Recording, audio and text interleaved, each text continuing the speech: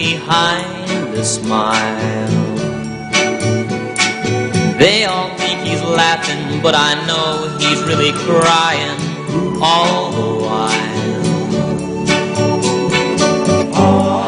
People-centered, community-focused, building economic empowerment and resilience. People-centered, our constituencies. Let's talk. Let us discuss Constituency Vibes with me, your host, Ricky Alexander, every Wednesday on Sky FM 93.1 from 8 p.m. Hello, good evening, good night callers, good night viewers. This is your program, Constituency Vibes, today, 24 February 2021. And of course, it is indeed a joy to be with you this evening on Constituency Vibes. My guest tonight on Constituency Vibes is Senator the Honorable Herman Gill Francis, Minister for Home Affairs, Justice and National Security. And of course, we will bring the minister in a little later on as our discussion goes on. As you know, callers, we start with our rules for how we run the program. And rule number 1, thou shalt not use language that is defamatory, insulting, or offensive, or slanderous to the host, guests, or public officials, or persons in general. Thou shalt not listen to thyself on the radio, as it may cause feedback or echo. Thou shalt turn your radio down, so you'll be able to hear the host and the guests through your phone. So please, we urge you to do so. And thou shalt practice good etiquette when expressing your viewpoint. And thou shalt choose to identify the area that thou art calling from. Thou shalt respect the views of other callers without making insults or abuses with reference to previous callers, even though you may disagree with the caller's point of view. And thou shalt be gentle and civil at all times. And listeners, viewers, solutions at home and abroad in the diaspora, this is your program where we bring to you the government's holistic approach to sustainable development in a people-centered way to deliver growth and progress to the people, constituency by constituency. And of course, these are based on some fundamental pillars and concepts of economic viability, environmental soundness, and social equity, in ensuring that we develop a sustainable society, we conserve our biodiversity, we develop our human potential, and of course, we promote public participation. This, listeners and viewers, is the heart of government's focus in building a new St. Lucia, a people-centered and community approach, which is geared towards harnessing growth and prosperity, a focus on nation building through promoting peace and forging meaningful partnerships in the broader framework of advancing our economic interests, underpinned by the philosophy of the government, which is to fight the wrongs that need resistance and to help the cause that needs assistance. The government development agenda is definitely one that has a visionary approach towards forward thinking, spearheaded by the Prime Minister, the Honorable Alan Shastney, with a team of capable men and women through a process of planned change and managed learning. And critical to the development of any country is the issue of national security. And if I may quote the former Prime Minister of Britain, Theresa May, she said, and I quote, "National security is the first duty of a government." And of course, that is very, very, very, very, very critical indeed. This government is serious about securing its borders for national security purpose. A critical pillar of economic development is a message of hope. It inspires resilience, capacity building, and not handouts and dependence, as the government does not believe in giving a man a fish, but rather in teaching you how to fish. It's a message from team unity, building capacity, working in the spirit of harmony, care, and respect for others. And of course, tonight we have with us our special guest, the Minister of National Security. And just before I bring the minister on, what does the economy have to do with national security? An interesting aspect we'll be discussing. And let me just quote Dr. Sheila Renos from the Center for Strategic Conferencing, Institute of National Strategic Studies, who offers a definition of national security that, and I quote, can include anything that adds to the strength of a nation, such as the strength of our national infrastructure, our strong societal and moral code, the rule of law, stable government, social, political, and economic institutions, and leadership. Indeed, all broad encompassing. Also, it requires investments in science, engineering, research and development, and technological leadership, particularly as we live in the age of technology. And national security goes at the very core of how we define who we are as a people in a free society, and it concerns how we view our world possibilities. I also want to touch on, and the minister is here, he is responsible for the police force, the importance of the development of a modern police principles.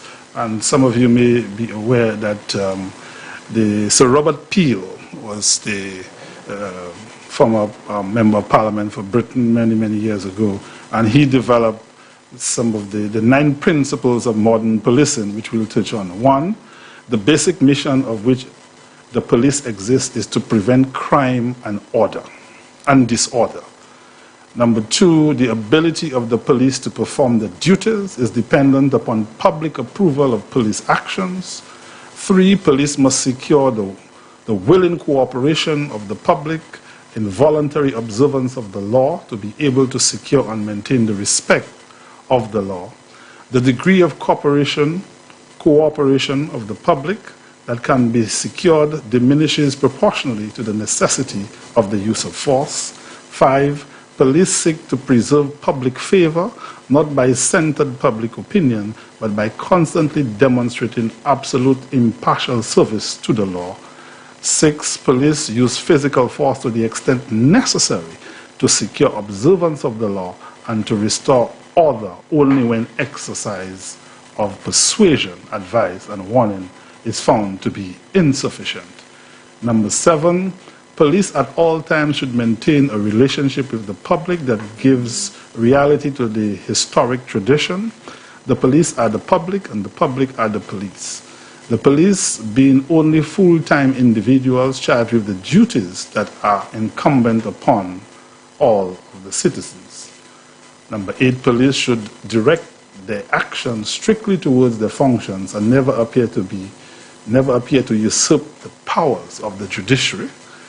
The test of police efficiency is the absence of crime and disorder, not the visible evidence of police action in dealing with it.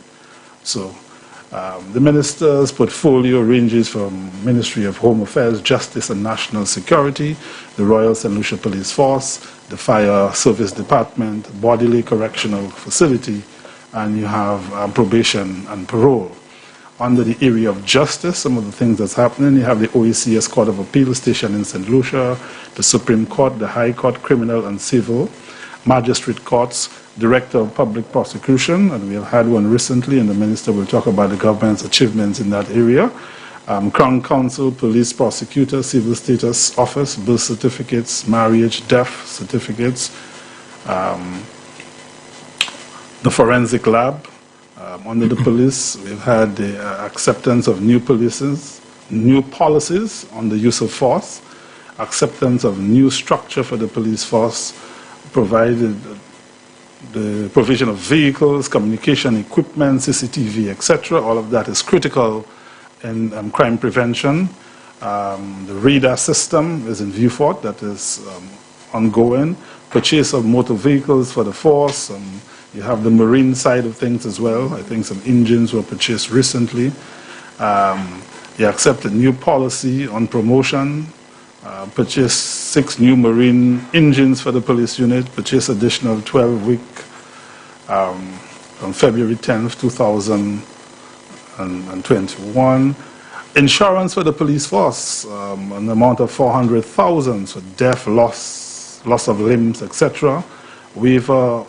With the fee of $550 for police officers receiving personal firearms, You've had duty-free vehicle, gym equipment for a couple of police stations, renovations of police stations, Soufre Choiseul, you have the marine police boats and engines, and the fire service, paying of allowances for officers acting in higher positions, acceptance of restructuring of the fire department and the Ministry of Public Service, new fire trucks, fire tender for Uwanora Airport, new ambulances, several training opportunities, swift water rescue, renovation of the Soufre fire station, opening of the Barbano fire station, increasing manpower, because you need more manpower. At Bordelais, you have new CCTV cameras, you have new server system installed, refurbishment of the kitchen, and modern amenities for cooking, activities like the literary nights, family cricket and football competitions, expansion of the farm program.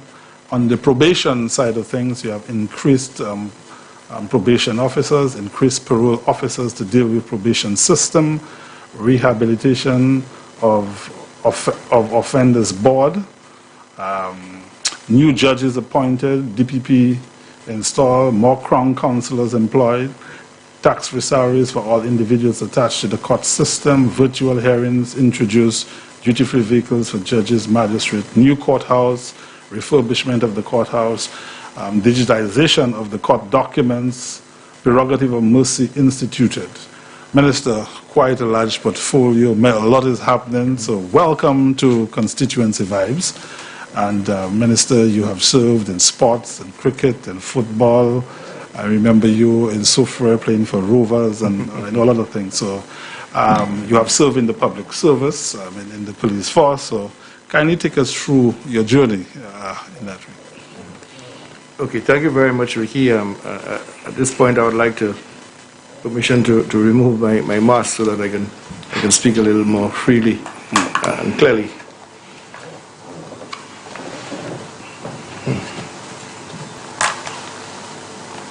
Oops. I'm having difficulty.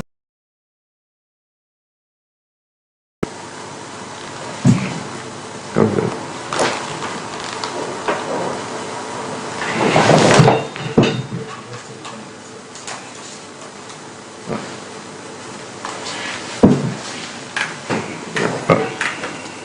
Right. Thank you very much again, Ricky. You have given me a long list of some of the things that I've been responsible for as the Minister responsible justice and national security.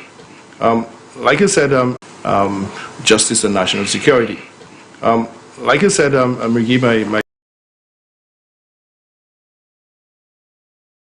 I've been involved in sports all my life. I've represented St. Lucia at 5 disciplines. I captained the national cricket team, and so I've done a lot when it comes to sports. So I've made a lot of friends via that channel, and so it assisted me very much when I became a police officer, and I was able to approach people on a regular basis. And because of my sporting prowess, persons used to speak to me, and I used to get a lot of information. I then went through the police force. I went to Barbados. I was trained there. I became the first St. Lucian to get the Battle of Honor and Best Recruit. And I think that caused a little stir in St. Lucia, in that the other police officers who were following decided that if I could have done it, they too would be able to do it. And so we had a string of best recruits. I remember immediately after me, Inspector Chico, Stephen Chico, became the best recruit. Then Herbert Rosary, who represented the St. Lucia Labour Party in Mikud, the last general election, became the best recruit. The Honorable Richard Frederick then followed him, and there was another young man. So we dominated the scene in Barbados for a couple of years, and I think that was very good. I then went to do a lot of advanced training. So I went to Jamaica. I did my junior command there, part 1, junior command part 2, and the senior command. Again, while I was in Jamaica doing my senior command, I guess the students were so friendly to me, especially the Jamaicans, in the manner in which I conversed and manner I carried on myself in Jamaica. And so when we came for our passing out ceremony, they chose me as the valedictorian. And I gave a real nice speech. As a matter of fact, the former commissioner, Mr. Vernon Faswa, was at the training school at that time, and he understood what was happening. So my career has spanned a long time. And from Jamaica, I then went to England at Hendon and did an instructor's course there. I then went to MI5, MI6, and then went to the FBI course in the United States of America. And so I guess I was prepared to advancement in the police force.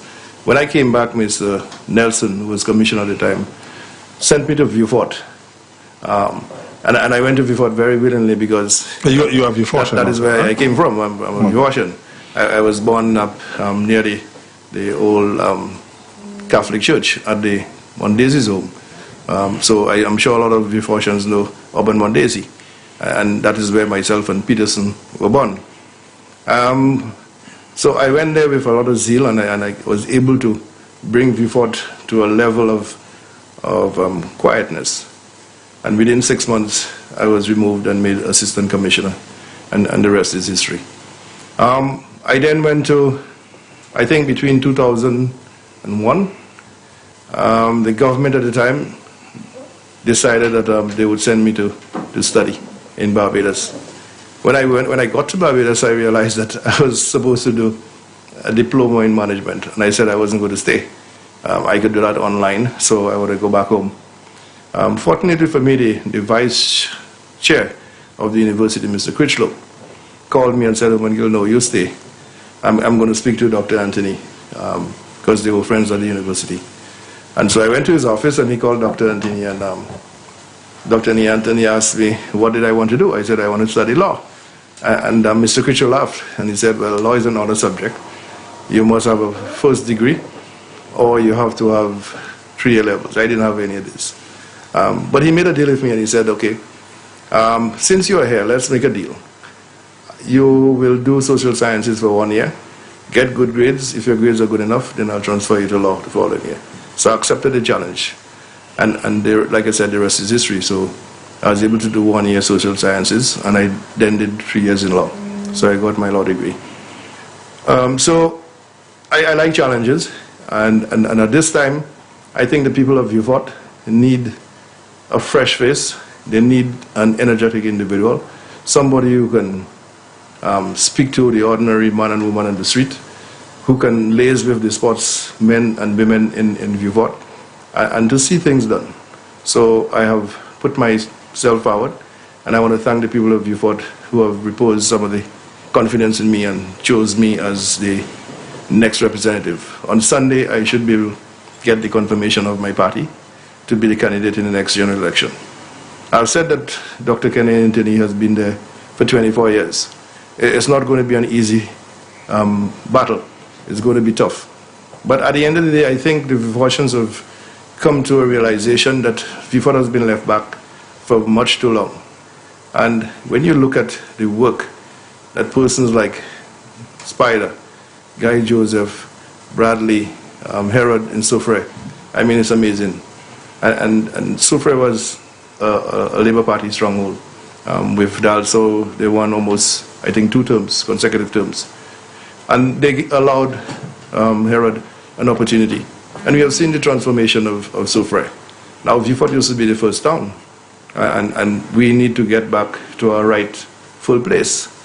We have the international airport. Yes, Soufre has the pitons, but we have the airport. And it's from the airport you can come to get to Soufre. So I think our time is now. And I know for a fact that Vieux Fort will rise. So going to my ministry, I used to work at Windjammer as the security director, and I joined the United Workers' Party 2 years after the Central Labour Party had won the election. And I didn't join the United Workers' Party to be any minister or anything like that. I just wanted to serve and to assist the party in defeating the Labour Party at the next general election. At the time, people laughed at me. And they said, but you have to be a madman. How are you going to join a party that's disorganized scattered all over the place. I said, well, I'm going to work hard, and I'm going to make sure that the United Workers' Party win. So when I joined the United Workers' Party, there was only the Honorable Prime Minister, Guy Joseph, Ezekiel Joseph, just a couple of persons who were there. And then it just blossomed up, and we moved along, and the rest is history. So at our first meeting at Jackmel, I spoke. I was the first person to speak. And I guess the Prime Minister wanted me to speak because I was a former police officer. We had the impacts report, and he wanted to set the stage to make persons understand that this is a new government, that if we had gotten the opportunity, that we would have dealt with the impacts report head on, and we would have changed the landscape of policing in St. Lucia. So that was the promise that the Prime Minister made. And so I spoke, and at that meeting the Prime Minister said that if we won the election, that Ansari would make a Dozbal. So we would have 2 ministers coming from Ansari. I was shocked, because we never discussed that. And so when the time came and we won the election, the Prime Minister called me and said that he was going to give me the portfolio of Home Affairs, Justice and National Security. I said, well, I have to, think about it. Because I was at Windjammer, and I can tell you, I loved my job at Windjammer. I took Windjammer from being a hotel where it was as porous as barbed wire. Anything happened at Windjammer at that time. And when I took over, I spoke to the manager and I said, I didn't like the system for the security. If I'm going to stay there, you need to allow me to get my own security. Let me train my own people. So the owner of the hotel actually gave me an opportunity and allowed a gentleman called Duncan Grassick, an old SAS man from England. When I say old, I don't mean he's old in age, but he had served the SAS for a long time. And he came to St. Lucia, and the two of us worked. And the rest is history. I mean, right now, you could see the advancement of Windjammer. So I had to make a decision to leave a beautifully paid job to come to work for almost peanuts. But I felt that I could have done it because I'd recognized the issues of the police, especially the police, with the former minister. I think the impacts report had gotten him in trouble with the police. And he felt threatened that the police were going to harm him, and so on. So he was very suspicious of that. And I think the police got a real bad deal at the time. So I felt, well, I could have come in and make a change. And so that is why I accepted the position in the first place. I think that I've done quite a lot, especially for the police. And when people say that the Prime Minister said that he was going to stop crime because Kenny can't stop crime, the Prime Minister never said that. And I can't remember him saying that. And I'm sure if he had said that in my presence, I would tell him, but boss, you can't say these other things, okay? And but what he was saying to them is that there's going to be a new police force. The police were demoralized. The police stations were dilapidated. There were no vehicles. The last set of vehicles they got was the World Cup 2007. So these vehicles were very old. There were no allowances for them, nothing at all. No promotions, nothing was going on in the police force. And so the Prime Minister paid a lot of attention to that department. And they got a lot of things. And so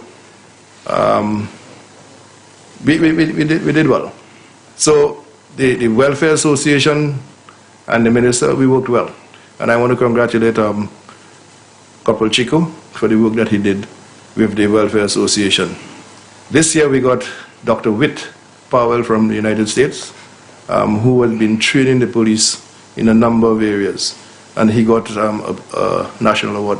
And I want to say thanks to the National Awards Committee for recognizing him. Because he still wants to come and do some training, but because of the COVID, we are looking at it closely, and later this year, if we are still there, then I'm sure that he's going to come and assist the police force. So, like I said, the ministries are really, really large ministry. And a critical ministry too. Very critical. And so you must take security very seriously. If you're going to get any national development, persons are going to take the time to come to St. Lucia to invest. They want to know that there's an atmosphere of peace and tranquility. Yes, all countries have crime, but the crime must be managed in such a way that investors feel secured in being able to come to St. Lucia and invest. Some of the things that we have seen happening, and only yesterday we saw an incident at SNS, and I want to take this opportunity to advise some of the business places that they have to beef up their security. It cannot be that you having an area like SNS where people are frequenting that area, and presently now with the COVID, with the mask requirement, persons are using that as a disguise. So they put on a mask, they put on a little hoodie or a cap, way down to the face, you can't recognize them. And they are using that.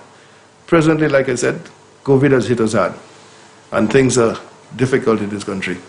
So a lot of young men are going to be looking for the easy way out. They feel that if they go in there and they are able to successfully rob the place, then they're going to have more persons trying this. So I'm advising the business owners that they should seek proper security. The cameras are good, and I'm sure that the footages, the police will be able to look at the footage and be able to assist in apprehending this individual. And if I may add, Minister, some establishments have a policy that you have to remove the mask before you go in so they can exactly the cameras and face the cameras. Right. And I think that was not apparent in that incident, because if you notice how it transpired, that the two gentlemen in green were actually ambushed. So the persons at the gate at the door was not doing what they were supposed to have been doing. And so we find it's difficult, but like Sir Robert Peel said, it is the business of every St. Lucian to police their country. Police officers are the only ones being paid to do that job. But if we want to feel safe, if we want to take care of our families, our loved ones, then we have to assist the police. Otherwise, it's going to be very difficult. And if you look at what's happening now, I've always said that to have a peaceful society, the small things that we see happening, you have to address them. If you cannot address the small things, like the obscene language, the bad parking, the disrespect to officials, whether it be UWP or SLP, and we allow these things to go. And St. Lucians, if you listen to them, when the recording is made, that they will tell you, but police officers, why you all are taking care of these little things and the big fellas committing all the big crimes and you're not taking any action? That is the attitude that we have. But it's the little things that we have to nip in the bud so that we can deal with crime in a more holistic way. Viewers, you are on to Constituency Vibes, 93.1, Sky FM, along with GDV TV, Flow 115, and my guest tonight is the Minister of National Security, Home Affairs and Justice, the Senator the Honorable Herman Gill Francis. And of course, we bring this program to you to enlighten you on the various programs of government, what is happening, and government's approach to ensuring that we build a new St. Lucia and we keep St. Lucians safe and so on. Yes, proceed, Minister. Yeah, so in continuing, so you mentioned quite a number of things that we have done for the police. But one of the most important things there is the idea that you now have the insurance policy for the police officers of over $400,000. And as I'm speaking about this, I want to wish Jeremiah Norbert, an ex-police officer who is now the candidate for the St. Lucia Labour Party in Mikud North. As we know, he was involved in a real terrible accident, and I think he got one of his legs damaged. And so we need to pray for him and to make sure that he gets better. But had he remained in the police force, at least he would have been able to take part of what is happening there. But that is how it is, and so I wish him the very best and see him back on his feet as quickly as possible. We have done, like I said, purchased new vehicles. Up to this month, we have purchased about 12 new engines for the Marine unit. And as we speak about the Marine unit... And border security. And that is what I'm just about to say. that we are now moving into the area of border security. So border security is going to be the immigration department, the customs department, the quarantine department from the agriculture department, and the marine unit. So you may find that the marine unit, the name might change. Instead of being the marine unit, they might be called the Coast Guard. And that is going on quite well. The British government has assisted us. The Americans are assisting us in that regard. And as soon as that entity is formed, you will see a new marine unit, a new Coast Guard. And that will be able to assist us in taking care of our borders. Most of the time we say it's a porous border, and people ridicule us for it. But it is. I mean, even Trinidad will tell you that their borders are porous. And when you look at the size of Trinidad. Guyana as well. There are a lot of incidents with the fishermen. Exactly. So it is a serious issue. And criminals find innovative ways of dealing with those other things. So we as a nation, we have to help each other. So we have come together with the French, and the French are assisting us in patrolling our waters. We are now looking at getting on to St. Vincent to see how St. Vincent can assist us, because St. Vincent is just a stone throw away from us. And their marine unit has some vessels that are capable of staying out at sea for a couple of days. So we are going to be trying to utilize some of the power that they have to assist us in doing our job in a much better way. So, whilst you're on that, Minister, I know you've done through the Ministry of Foreign Affairs. You did some work with Ambassador Sultan in Martinique, and some work has been happening in assisting the police in that regard. Yeah, and we've been working on trying to get an MOU to see whether we can have this exchange of police officers. So our police officers go to Martinique, spend some time in Martinique, because there's an issue between Martinique and St. Lucia. Our St. Lucians, unfortunately, some of them, but the majority go there on the proper way to buy things and sell and to engage in lawful activity. We have a few persons who are not doing that, and that has caused some stress between Martinique and St. Lucia. And we think that if we have eyes on the ground, that we can recognize our own and be able to assist the police, the French police. So that is ongoing, and we will see how best we can have this thing concretized. The fire service is one department that I want to talk about. And I always say that if I had to give a prize as the unit that has really, really blossomed, I would give it to the fire service. But when we came in, we met a fire service that, again, was demoralized. Every other day there was some threat of strike. Persons were not working. Guys were working in higher positions, not being compensated for that. And the morale of the fire service was really, really, really low. And so I had to pay a lot of attention to the fire service. And thank God, the fire service really now is on top of its game. So we appointed a new fire chief in Mr. Joseph, and we appointed a deputy, Mr. Victorin. And these two guys have been working extremely well together, and you can see the improvement in the fire service. They have a more cohesive right. Unit now.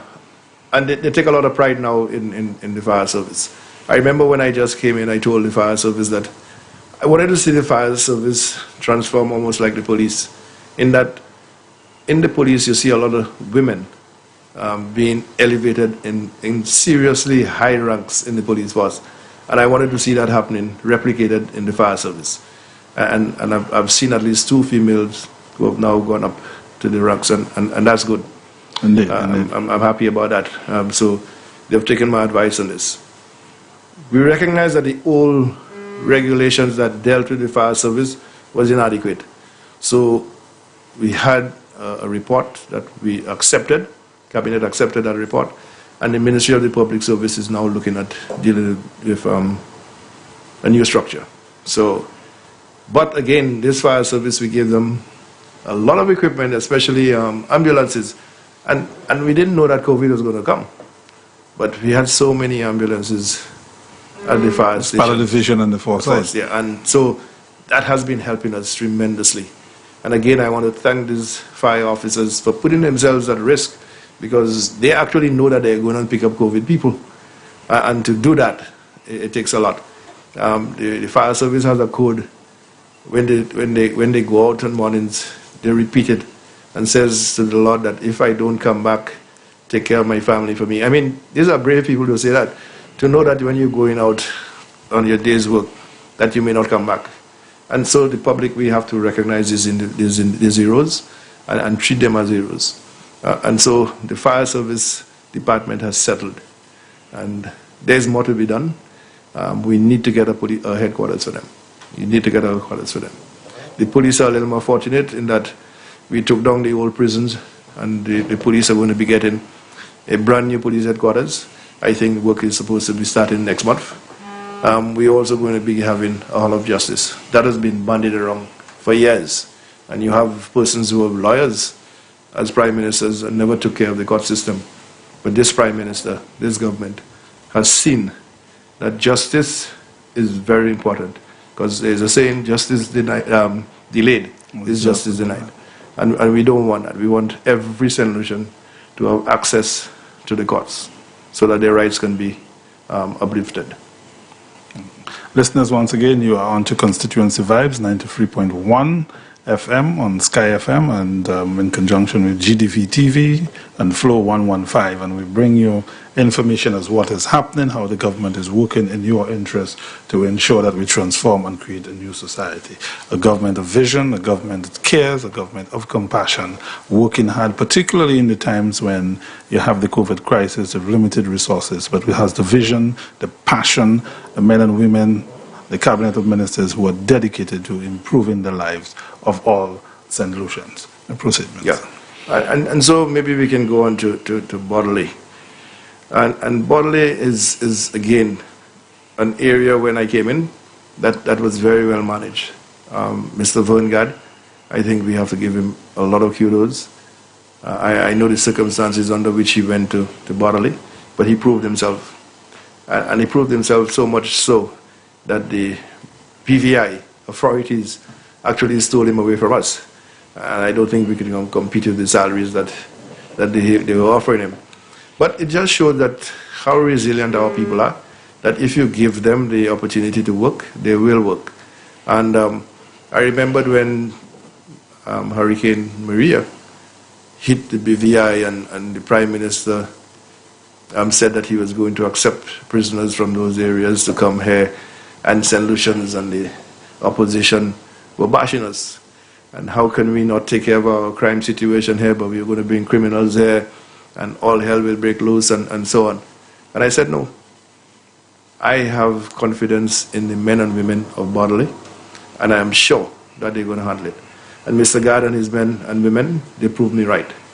And like I said, Mr. Gard is now at the BVI as the chief. And so we had to bring in another person. The position was offered or was advertised. There was a process, and Mr. Hilary Homan, who had been the director before, I guess did the best at the interview. And that's one thing I want to talk about. Because people seem to think that the minister has the right or the power to choose who is going to be commissioner, who is going to be fire chief, or who is going to be the director of Bodley. That is out of the purview of the minister. As a matter of fact, in the police force, the minister has no ability to promote anybody. None at all. I remember being on a show, Police Insight, and a young lady called and said, Bullet needed to be promoted. She didn't call me because he got promoted. And because I think that she might figure that I had something to do with it, but I had nothing to do with it. There's a process. There's a process. And that is why a lot of people don't seem to understand. So most of the times people blame me, the minister. And I listened to a show this morning with our friend Norbert. And they said that the police are not doing this and the minister must get involved. And I said, well, if the minister gets involved and the commissioner or any police officer goes out there and says that the minister is involving himself in police matters, then it's going to be a different thing. So the relationship between the minister and the commissioner must be at a level. It must be good, so that if I hear something or I see something happening, I can call him and say, Commissioner, I've seen something, can you try this or can you do this? And maybe he's going to say, well, okay, because I have the experience, that I will accept what he has said and go along with it. But if he doesn't do it, there isn't anything that I can do except report him to the Prime Minister, and obviously the Prime Minister and the cabinet ministers can have a discussion with him and say that we're not satisfied with certain things. There's these videos going out there now, and persons bashing the Prime Minister and calling ministers rapists and all these sort of things and so on. This is not for the minister to tell the commissioner. This is something that the police has to move in right away. You know, there is legislation for that. The Computer Misuse Act is there. So anytime you see persons that are doing this, you must step in. Like you said, Robert Peel said, the police are not the judiciary. Okay? They're not the judiciary. So you feel that, or you, based on your information, based on the law, of your reading of the law, you believe that that person has infringed on the law. You arrest and charge that person. Then the matter goes to court. Let the court decide whether that person is guilty or not. Okay, and even at training school, they tell you that when you have taken action against an individual, you should have no interest in the outcome of the case. That is not practical, but that is what they tell you. That you should be so, you should divorce yourself so much away. So remove the... Right, from the decision of the court. But do your job and allow the court to do its job. So I am employing the police officers, especially the hierarchy police, that when you see these videos out there that are very insulting, very obscene, even talk shows on radio and television, spewing hate and discord in this country, and we are accepting it because it suits our purpose at this time. But when it's going to be ricochet, then we're going to say, but why has St. Lucia come to that? It's because we accept and we allow those persons to do these other things. In that regard, I know the police has been quite active, because I think we had a time when a lot of young men were just brandishing guns and stuff on Facebook and stuff like that, and I think the police... Yeah, they did get a few of these individuals. I can remember a particular gentleman being charged for using obscene language, and a lawyer actually represented him, and the case was either withdrawn or dismissed. But like I said, it's not for the police to decide whether you're going to dismiss a case or not. Do your job, take the matter to court, and allow the judge or the magistrate to decide whether that person is guilty or not. If we do that, I think we are going to cause a lot of people to think twice. So when persons are going to tell you you're going to put a bomb at Parliament House, that person needs to be dragged before the court. And you give the court an explanation as to what you mean by what you said. You know, it cannot be so. We cannot allow these things to continue. And that is what has to happen in the future. So Bordelais, and as we saw with Bordelais, we saw what happened with the prisoners. I think the prisoners had the right to voice their opinion as to the issues of COVID. Because remember, you're in a confined area. COVID is spread by the distancing and all these other things. So that sanitizing your hand, wearing your mask, and so on. So it is right for them to protest about if these things are not there. Contrary to what some people think, that they don't have rights. No, they have rights. They have a right to do that. But the idea of using telephones and being able to broadcast this thing worldwide cannot be tolerated. And so anytime we have prisoners who have these contraptions in prison, then we have to charge them and add it onto the sentence. We are now looking at getting equipment so that we can jam those signals, and so that there should be no repeat of what is happening. But in the meantime, I'm just praying that the bodily officers are sufficiently aware of who the ringleaders are, and to be able to confiscate those devices as quickly as possible. People say, but how are these devices getting to the prison? And again, human nature being as it is, we have good police officers, you have bad police officers. Good bodily police officers, bad officers. That's one way. The other way is that the phones are thrown over the fence. A number of arrests has been made. Persons trying to come over the fence and throw in illegal drugs into the area for prisoners. They send their cell phones and all these sort of things. We have arrested a number of people for doing that. And then there's what you call the layers in the prison.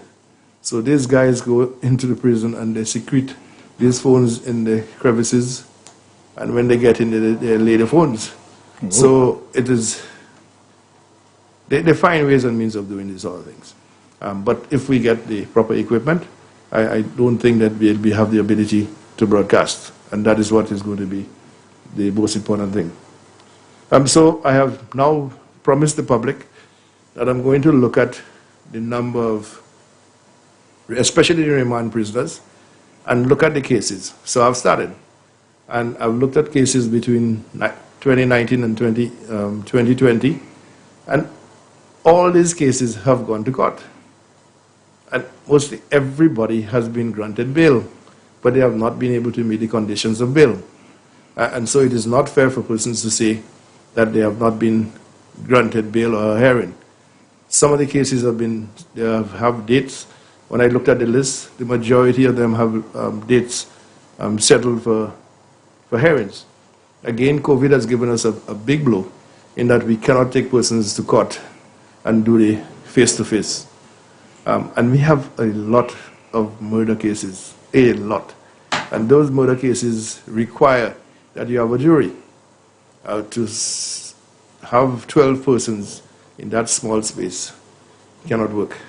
So the need for technology exactly. in this COVID time is critical. So we have been doing the Zoom hearings, but like I said, when it comes to murders, how do you do the Zoom? And that's the issue. Are you going to give each juror a device and that juror stays home? Are you sure that that juror is not being coaxed? Or influenced. Influenced from somewhere. So we had to find a mechanism of dealing with it. So the trial by judge alone, you call bench trials, is what we are looking at and doing.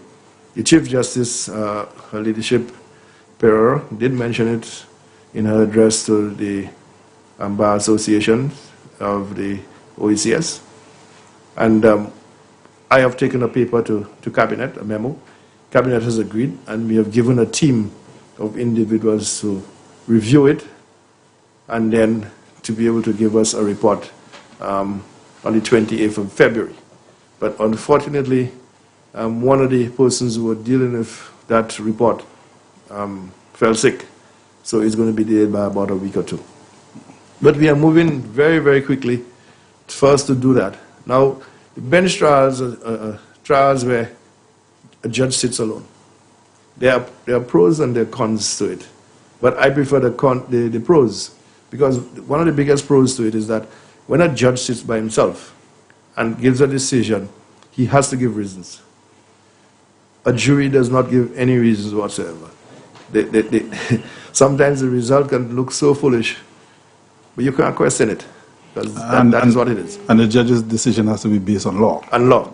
And so when he gives the decision, he gives his reasons for his decision, so that the lawyer can now say, well, okay, based on your reasons, it was not a just decision. And so the appeal process is much easier, but simpler. And so I think if we do go that way, we are going to see that a lot of these cases are going to be dealt with very quickly. So I think we have an additional 2 judges now. And so... Will we be started soon? Yes. As soon as the paper comes back to Cabinet, and we have agreed, this is what is going to happen. Because we have involved everybody. We have involved the judiciary. The Bar Association has looked at it. Civil society has looked at it. And so I think everybody is in concurrence with it. And so we are going to be moving very quickly as soon as we get a report. And so I'm still looking at some of the cases that are at Borderley. And I actually looked at the case, and I saw 2009 and he's not been tried. And so we have to look at that, see what the offense was, and see what the sentence is supposed to be. And then we can have a discussion with the DPP and get to arrangement. But we have been doing that.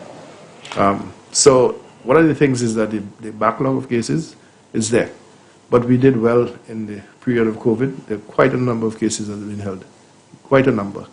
And we are going to continue. Okay. Listeners, viewers, you are on to Constituency Vibes, 93.1 FM. And of course, we are on the television through GDV TV, 115 Flow. And my guest tonight, the Senator the Honorable Herman Gill Francis, Minister for National Security, Justice. All right? Mm-hmm. Yes, so Minister, you are continuing. Yeah. Okay, and a lot is happening in the police force. A critical agency of government. Yes. Particularly this COVID time, Minister. Mm-hmm. I mean, the police has to be everywhere. They have to, so we must really commend the police men and women. These men and women are heroes. I can tell you that, because it is not easy. You have a department like the SSU, and these guys do all the patrols and so on. And then you have a number of them going down with COVID. And today, I went to, because from today we started giving the police officers the vaccine. And so I wanted to show my presence and to show them that the vaccine is safe. And as their minister. So you led by example? Yeah. So I went there. I met, at the time I went there, I met about 3 or 4 of them there. Sergeant Small was there, and we had a nice conversation. We joked around, and they said they wanted to see me. Take the vaccine first? Yeah. No. They had taken this, but they wanted to see how I would react to the vaccine, being the injection. And so by the time I got the injection, they didn't even recognize it. I said, no, but I'm an old soldier, so you will not see any sign of any weakness from me. So I took it, and up to now I feel fine. I was told that I may have headaches, or I may have a fever or something like that, but so far so good. And I was given some Panadol, so if I need them, I can use them. But like I said, so far so good. The only thing is that when the fire officers and bodily officers are taking them, I can't go and take it again. So, but I can show my face and tell them that I think they need to take it, because they put their lives at risk every day. Those frontliners, the doctors, the nurses, I mean, the hospital workers, the ordinary workers at the hospital, this is not easy. Knowing that you are dealing with people who have COVID. There are some older doctors in some other areas of the world that they don't even work because they are so afraid of these things. And so it was good to see our Prime Minister, his wife, Dr. King, Dr. Bird, and Dr. Clark coming out there and supporting and showing that this is the way for us to go. And so all the negativity that we have built around the COVID, I think we need to now coalesce as a people, forget about the politics, and let's look at the health of our people and see how best. If I may just say, I think that they coming out and taking the vaccine and people seeing, and they are medical people as well. Mm-hmm. There's a lot of conspiracy theory about the vaccine going to wipe out black people and stuff like that. So I think. Well, I guess I've lived a little while, so if I go, then I wouldn't have a problem. But I don't think. I think it's important for people to see, especially when you're a leader, for people to see that you put your money where your mouth is. You don't just say, yes, I'm going to take it, but let's take it later, let's see what's happening. And like I said, the frontline workers, they would be happy to see you doing it. A few of them will prefer to stay back and see my leader taking it. And so I have the confidence that these guys are serious and they are putting people first, as they normally say. So that is what I want to see done. Some of the activities for the rehabilitation of offenders at Borderley, I want to see it continue. We are supposed to put in another remedial teacher. Again, COVID has caused us not to be able to do it. But as soon as we start getting back on our feet, we will be using that remedial officer to come there and teach these young people. And in that regard, when Minister Flood-Brubra was on the program, she did talk about people who got the CXC through bodily. Right, I was saying, and they've been doing very well at CXC. As a matter of fact, Dr. King and myself went to bodily once for literary night. And while Dr. King and myself sat next to each other, judging the competition, a prisoner actually sat there and he drew a portrait of the two of us. I have it in my office. Although it looks exactly like Dr. King, I still think that I don't look, it doesn't really look like me there, too much like me, but it did a good job. And since then I've seen him out in the public. He calls me every time he sees me in town, he would call me and stop me and speak to me and so on. So I'm happy to see that he's out. And so we need to continue those things. I would go to Bodley and play cricket with the guys. I'm not that fit anymore to go and play football, but I played the cricket with them. And I represented the Bravo unit the last time, and we won the competition. So, again, but I can't do it now. And so, like I said, as the minister, I try to be involved. I want to feel how people feel. Because you go to Bodley and you look at the guys there, yes, they're offenders, but they're human beings. They are our brothers and sisters. And at the end of the day, they will not stay there the rest of their life. They will have to come back. And if we give them the support that they need, then they can be rehabilitated. And so that's the reason why we brought in the parole.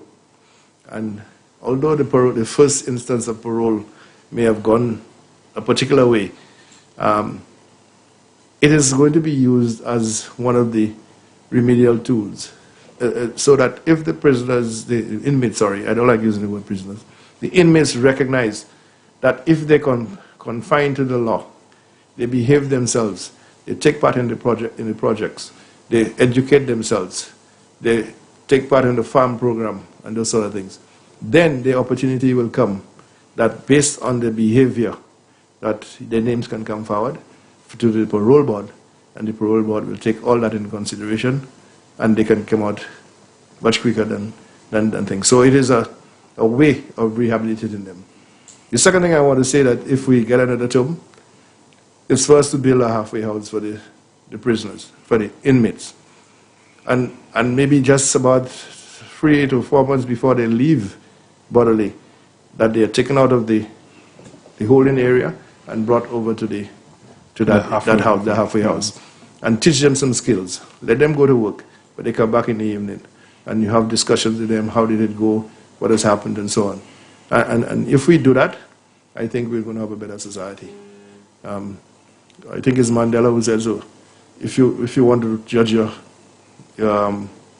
citizens, then you need to go to prison and see what the conditions of the prisons are. If it is not good, then you don't have a good society. And I'm saying that the conditions at Bodley is not 100%, but prisons overseas, and I can tell you, ours is first class. So the guys must understand that we are working very, very hard to make sure that justice is as quickly as possible. We've also looked at dealing with where persons have committed crimes.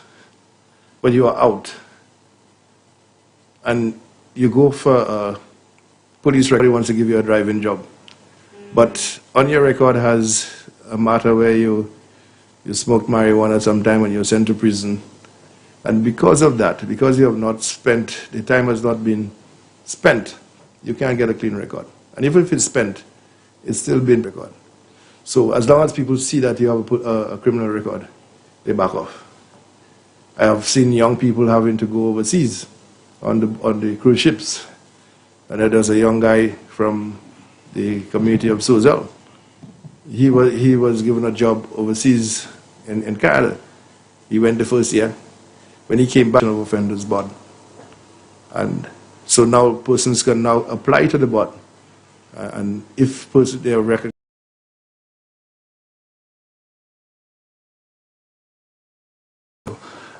security, and of course we are.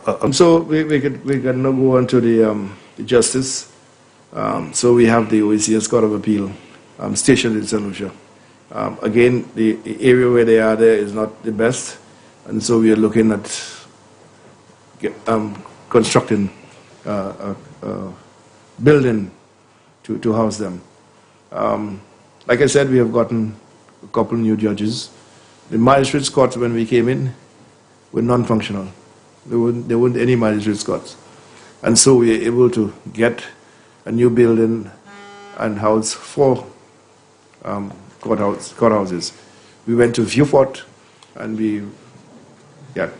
we renovated the old police station into a modern court, but unfortunately after it was being used for about 3 months, we had mold, and so we had to remove the individuals from that area. We also had a problem with the air conditioning unit that a gentleman had been contracted, and we had a lot of difficulty in getting him to do what he was supposed to have done. It's now been done, and so we can look forward to reopening this court as quickly as possible. We have, like I said, we brought in a new director of public prosecutions in Mr. Dazrian Green. I think he has done a fantastic job so far. We're still waiting to see how soon that we can deal with the impact report, if it is ever going to be dealt with, because the DPP has a choice. He can either decide that he's going to nollie-pros.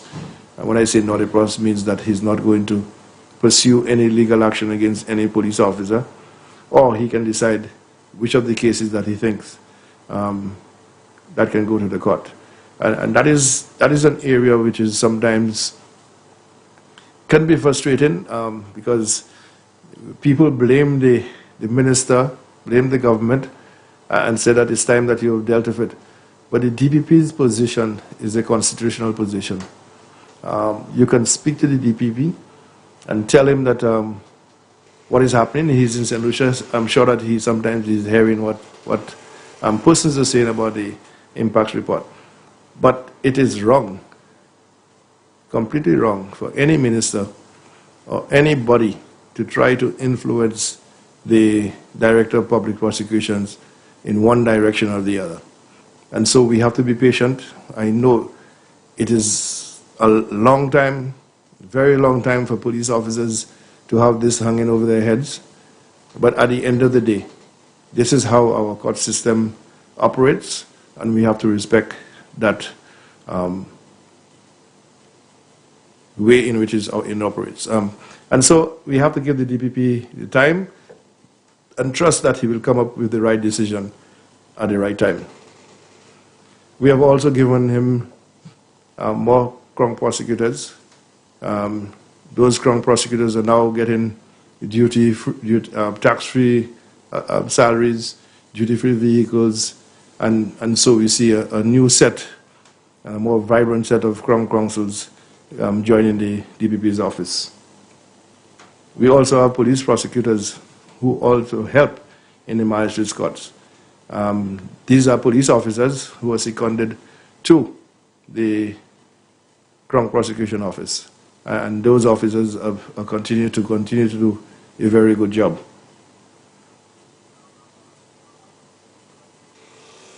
We have, with the justice, we also look at the forensic lab.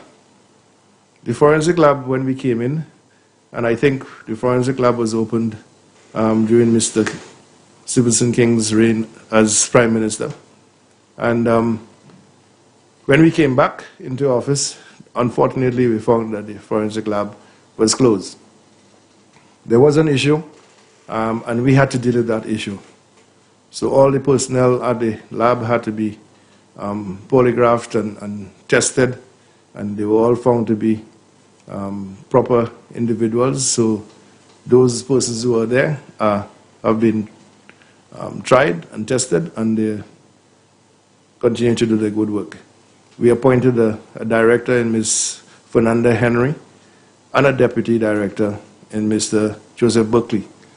Mr. Joseph Buckley's term has come to an end, and We are now looking to try to renew it because we are now looking at accreditation, and he would have to be there to play a critical role in getting our lab accredited.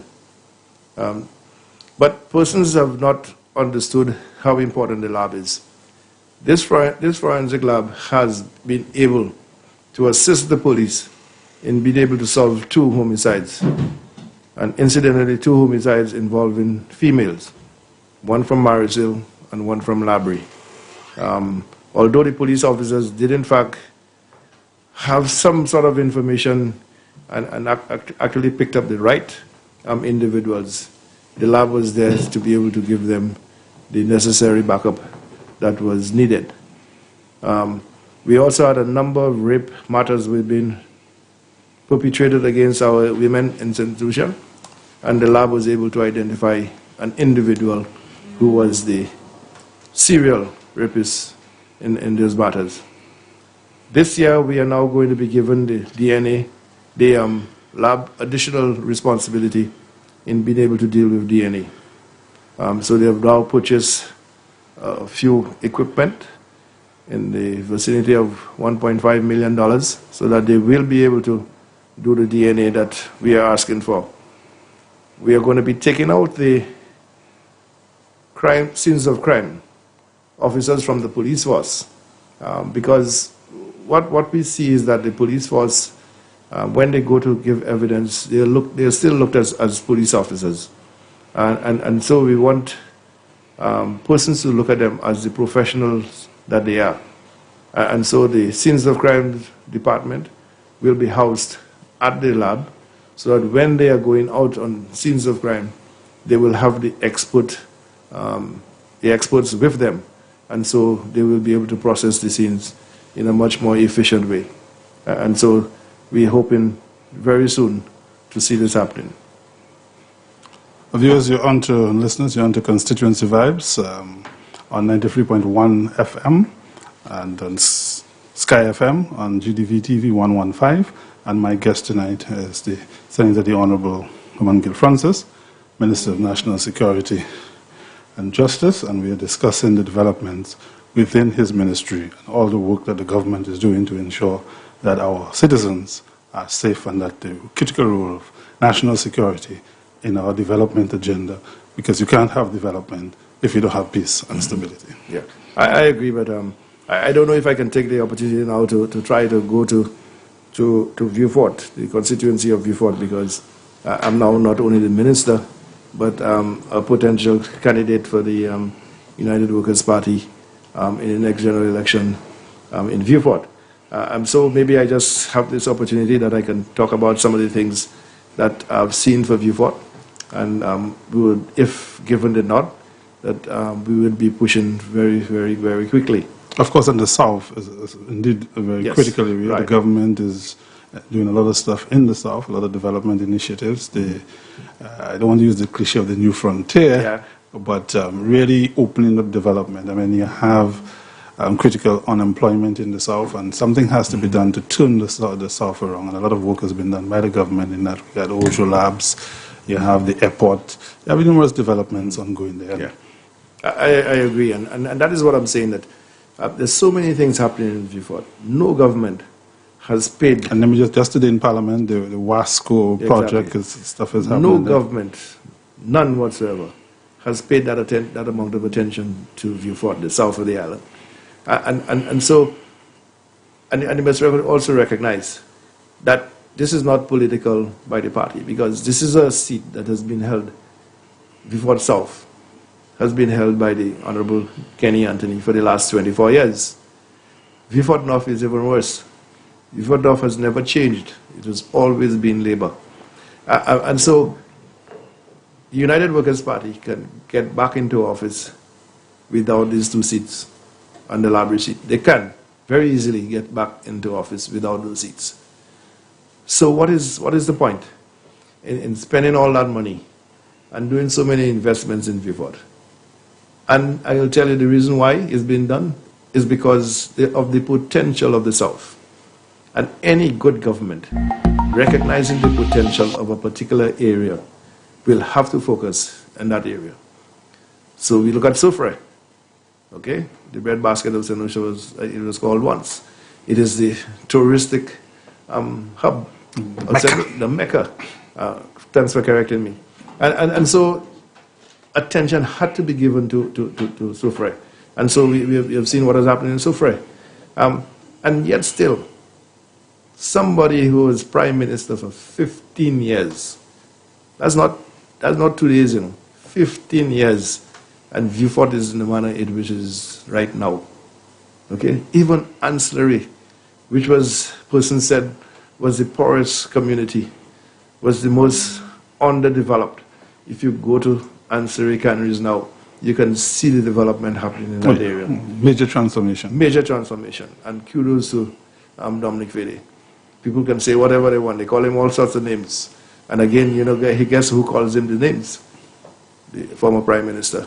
But Dominic is unperturbed.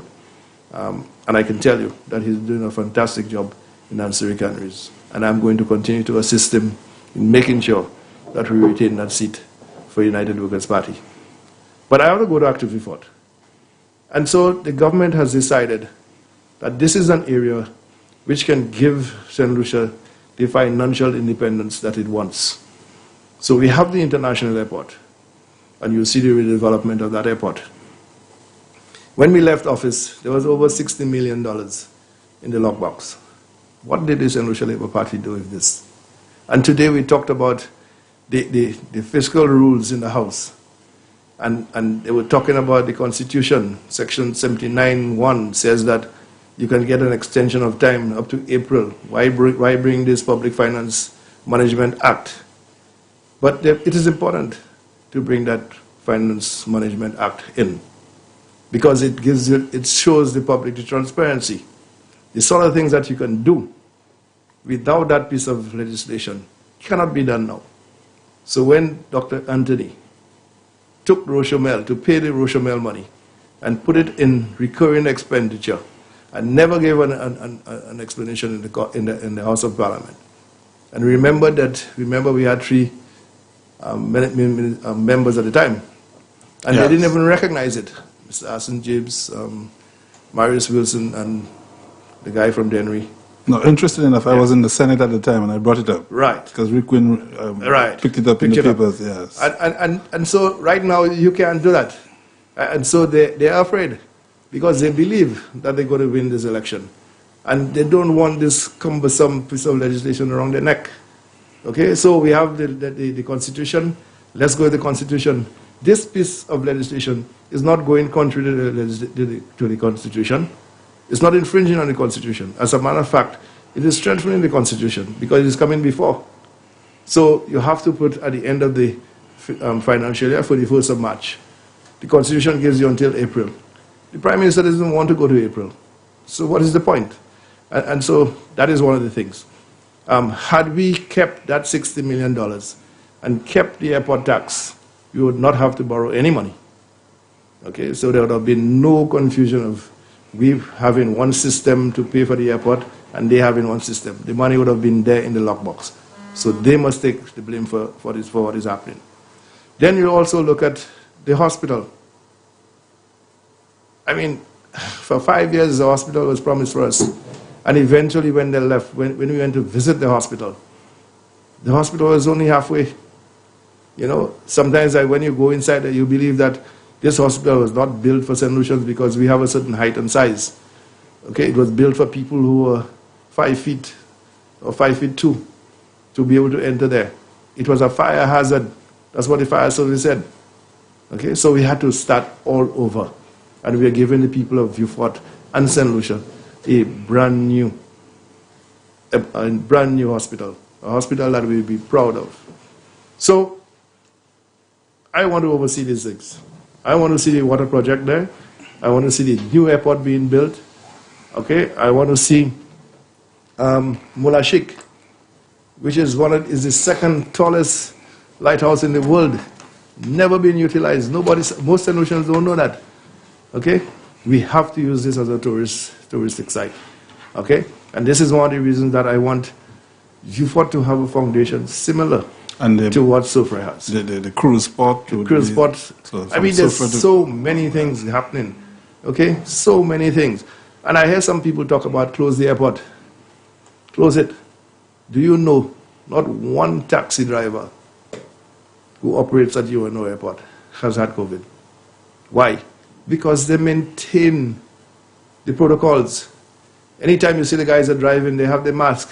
The tourists themselves are sitting at the back, they have their mask. So not one of them. And so with all the restrictions sometimes we put... Which is the point of what? Coexisting. Coexisting with it. So, I mean, I sometimes I don't understand what's happening. And let me just take the opportunity yes. to say, viewers, we're opening our lines now, 456-0931, so feel free to call in that regard. Yes, proceed. Okay, and then we have Ojo Labs. So the free zone was there. All those buildings were just there, lying waste. And so we took the buildings, and now Ojo wants another building, and it's being renovated for them. So there's expansion. There's expansion going on there. And then I tell the BPO has just come in, they want additional space. So the South is developing. It's not just developing, it's expanding, it's exploding. Okay? And you need somebody to oversee that sort of expansion.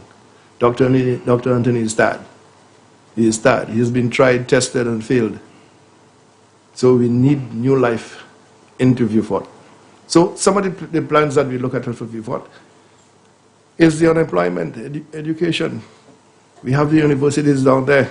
Medical university is there. All right? We want to bring back SAFA back into Vieux Fort. Yes, there's a bus that takes some of the students to Castries and so on. But time the students get back home at 8 o'clock, 9 o'clock, how can they study? Mm-hmm. So we want a component of SAFA back in Vieux Fort. Good evening, caller. Welcome to Constituency Vibes. Yeah, good night. Good night. Good night. I just have a question for the minister. Go right ahead. Mr. Minister, Yes, sir. what are you planning to do, or your government planning to do with the Vieux police station? Yes. Well, that's a good question.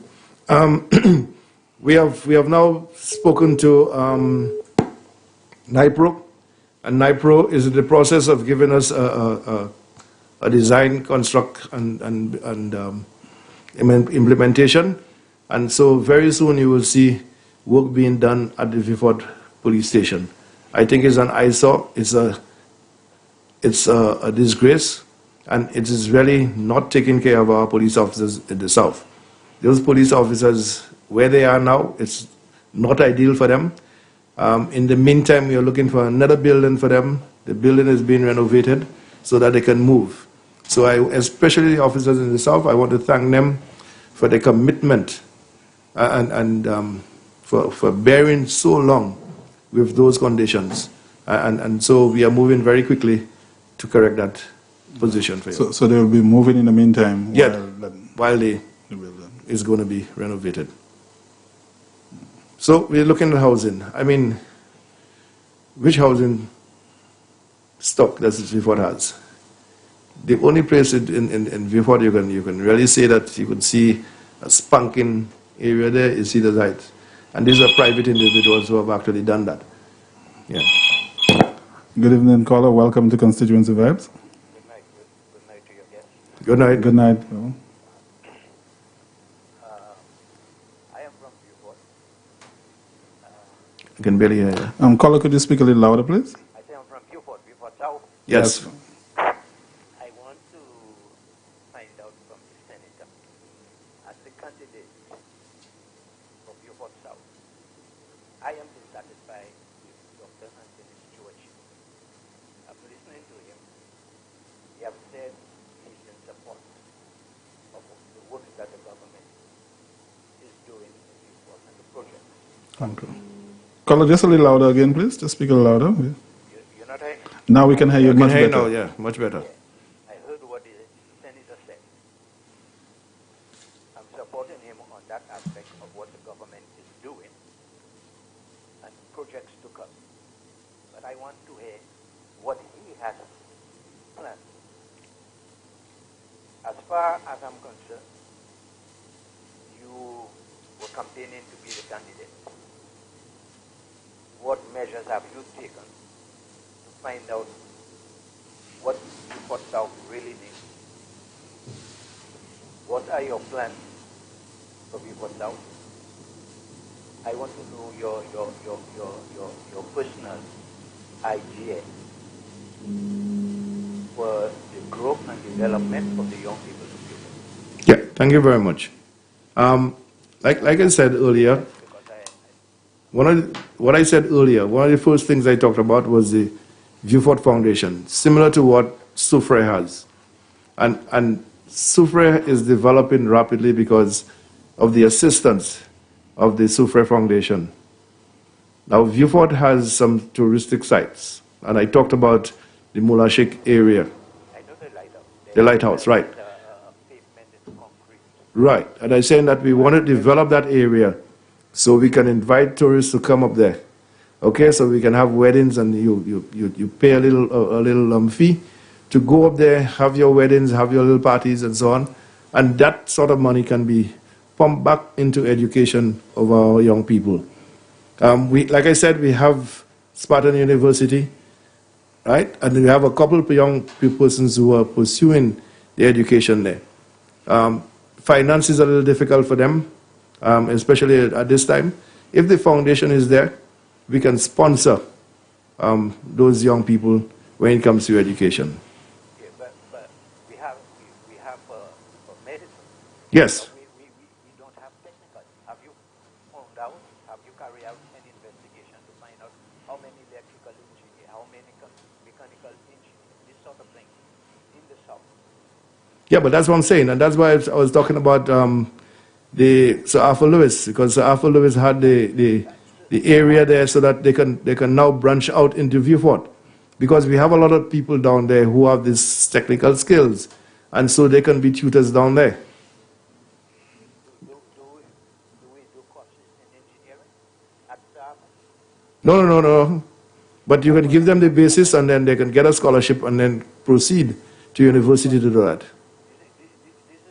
is the area I want you to go, because if the development is coming in Viewport or the South, Yes. in particular, and we don't have these engineers, we don't have project managers.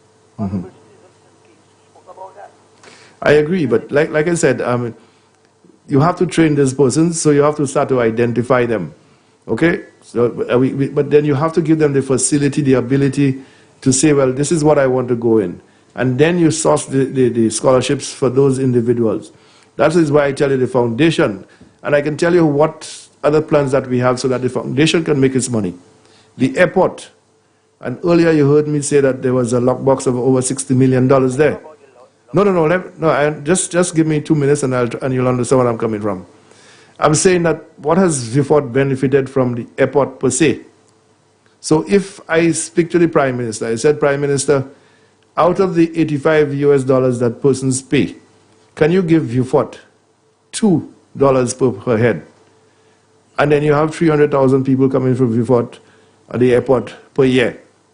That amount of money there can give persons, it can give you enough money to have scholarships for young people to go and do engineering. We have the Taiwanese who have given us scholarships. A lot of young people have gone over to Taiwan to do engineering. Okay, Right. I agree with that. Right. Okay, my last point. I spoke to the Prime Minister the last time he was on that radio station. Yes. I spoke about the cricket ground in the southern basin. The what? Cricket, Cricket. yeah. Aquatic center, Yes. a tennis center, and a cultural center. Are you in agreement with such? I am in agreement with you. I am in total agreement with you. And again, like I said, you're speaking to a sportsman par excellence. So, especially when it comes to sports. You haven't make out the voice. I try to, but I haven't made it out. Huh? Scotty.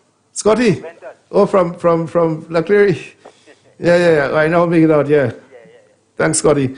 But like I was saying, and one of the plans that myself and my campaign manager has for sports in Viewport, yes, is that we're going to have what you call Southern Games.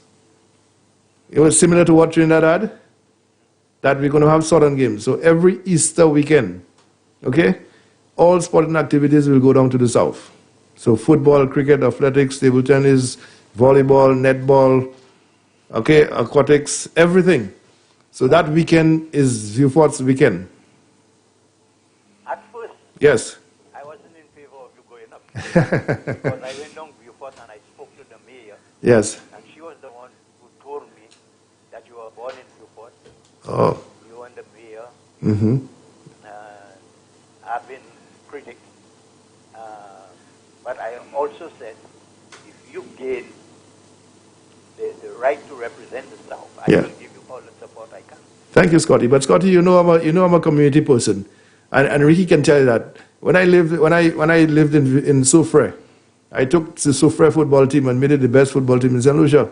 I did the very same thing in La Clery. You remember that? Yeah. Right. So I'm always participating in community development. You know my history in La Clery, though. Say again? You know my history in La Clery. Yes, I know. All All right. Thanks, Scotty. right, thank you. So yes. So we're talking about these are very important things that he's talking about. Welcome, caller. Welcome to Constituency Vibes. Hello, good night. Good Good night. night. Yeah, long time voice. I have another, but I won't tell you. You won't tell me who? Let me tell you something. Yes. Something I've been wondering. I've been calling on Jugwa.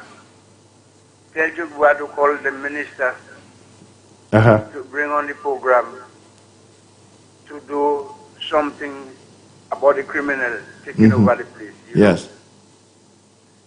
Moi parler by Jugba. Tell the minister to bring the wheelchair, electric chair, the injection, and the embolizer. The embolizer is the gas. Yeah. Even though we don't use it yet, but when they know you have it around, they're going to be have a fear. Because these fellows nowadays just take people's life as a joke. Yeah. No respect for people's life. You understand? Yes. They must have something in place. Like I was saying, like Timothy McVeigh in the States, right? Yes. When they was passing the man away, they have him in a little house, a glass house, with a four corner, Yeah. and they have him with a white garment on him. And they ask him, what do you want to say? He say, the only thing he's going to say, like they send him Middle East to go and kill innocent people. Uh-huh. Right? And he sit down, and so he gone. Right? People we don't using rope here again because we ain't even tying cattle now. All cattle looks like cul-de-sac. So we don't need the rope. International, we use the gas. We have the electric chair. We have the embolizer. Bring our equipment down here for them fellows to know that they have things stand by for them when they do the act. And next thing again, the jail pack up. What I want you to talk about with the minister, because you are one already, Right? The fellas, they hold there for a little marijuana, a little thing of cocaine. Them fellas back time, they already dropped them fellas the jail pack up. Yeah, but caller, people say that, and like I told you earlier on the show, if you're listening, that I have looked at the list and I'm not seeing any small quantity of marijuana. I'm not seeing any small quantity of drugs. The majority of cases there are rape, robbery, and murder. So if you have 60 people there, you have about 40 murder. Okay. All right? So, but I also have seen, and like I said, I'm doing it in phases.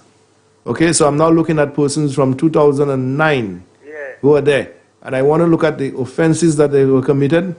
And so I'm going to be speaking to the DPP, and we will speak into the AG and these persons to see how best we can deal with that issue. And I agree with you 100%. Yes. A man have a child or two child, whatever, with a woman. That man have no work to feed the child. They send the man to prison. When he come back, he still have to owe again. Agreed. You understand? And that's not fair. And that is where That's fine and confined. Yeah. The man in jail. And he still, even when he's suffering, and when he comes back, he still have to pay again. You understand? Yes. So what I'm saying, my bro, is that the Ministry of Social Justice, when persons have been sentenced for that sort of thing, that we can give them the when jobs. you come back here, you don't owe nothing. Yeah, we can give them the jobs and we garnish their salary. Yeah, you could get a job for that man. Right. Did that man a work? That's it. When his payday come, That's it. you take in for the child and you give him the rest. Exactly. You understand? Exactly. But if you send the man to jail, when he come back, he's still owing again. He still have to go back to jail again. That's not the show, man. I agree with you, my bro. Be straightened up, man. Yes, we will look at that. All right. Thank you very much. Thanks for listening to you on the radio. Yeah. Thank you very much, caller. But the caller mentioned something about the death penalty. And I am not for death penalty or against the death penalty. That is what the law has prescribed.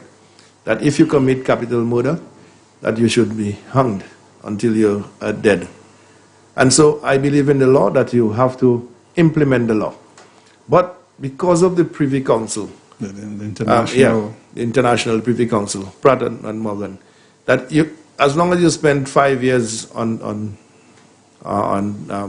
the death row, they deem that to be inhuman treatment, and they will squash the death penalty and put you life imprisonment.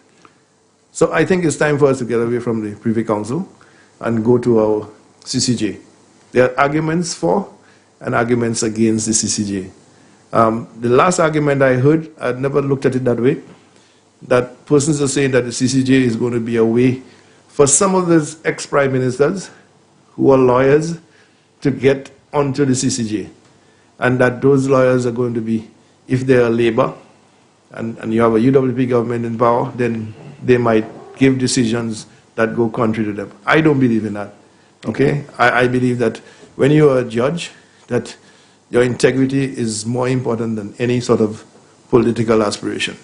But that is what people think. And I believe in people.